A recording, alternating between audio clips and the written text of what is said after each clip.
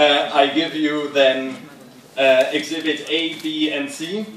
Those are students dressed up, and Exhibit D is a student in its natural habitat. That is Claudia, Arnaud, and Chang-Hui. And we will address you in one speech that is supposed to connect. So let's see how that goes. I started my speech, my part, with a letter. That is maybe a bit weird. Okay. Dear paper bin, my sweet little relationship is going. For years I have now written essays to you. Kind professors and teachers have added their incredibly insightful thoughts and feedback on the pages, but you have never given anything. All you did is always consume, my little rubbish friend, and have never contributed. I feel it's like a one-way kind of relationship that we had so far, you and I. Sure, sex was good, but is that all? You can be so cold. So I say goodbye, and I promise you that you will lose many contributors here tonight, because we now write for the world, for actual people, to change the world. Yours no longer, Marc. We would initially like to thank IBEI for giving students the chance to also address everybody here, and for the alarming stack of alcohol I saw pile up outside. I would invite the students to let the following statement sink in. For your next essay, you might get paid. You no longer have to crawl to Gemma's and Blanca's office on your teeth after an all-nighter and are nowing all night. So your thinking, your very creativity no longer depends on approval. You are now free. We are now free. But that does, of course, not mean that we should drop all standards. After all, we are now supposedly Masters of Social Science. So there's science in the title. That's very good for a start. This is a title that we should aspire to live up to. It is not a label that is now on us, that we have forever. Science, and social science aspires to be a science, is not driven by consensus of opinion. It is driven by consensus of fact.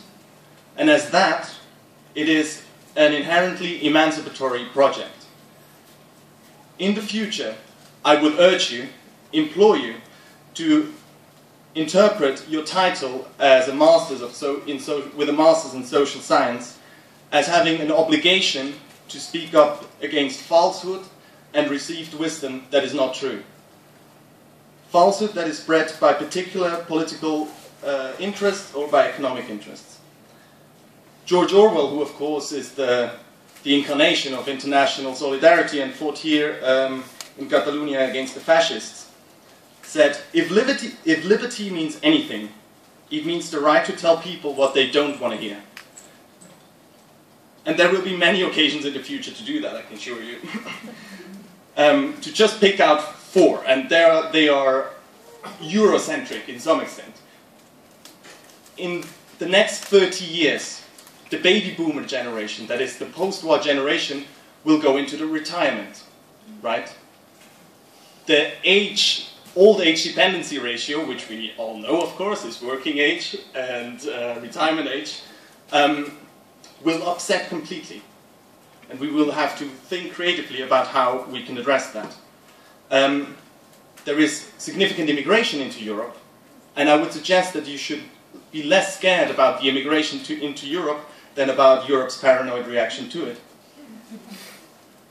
Then the other one that has to be mentioned is climate change, which by the estimates, if I'm correct, is now past the point where an increase of 2 to 3 degrees is even preventable. And the rise of the new emerging economies, which can be a great contributor to human well-being, but upsets the power distribution internationally. So, Abraham Lincoln, another quote. It's the second last quote I got. Abraham Lincoln, at the height of the Civil War, said something incredibly beautifully. Said, "The dogmas of the quiet past are inadequate to the stormy present. The occasion is piled high with difficulty, and we must rise with the occasion." So the existing rules of the game that we have inherited are good, but they will simply, some of them will simply not do for the future. If we do not adapt the rules of the game, we will lose it. And here then I can only pass on with the incredible and internal wisdom of Master Yoda from Star Wars.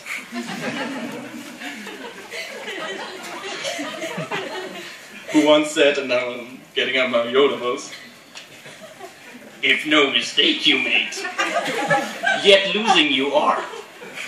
A different game you should play."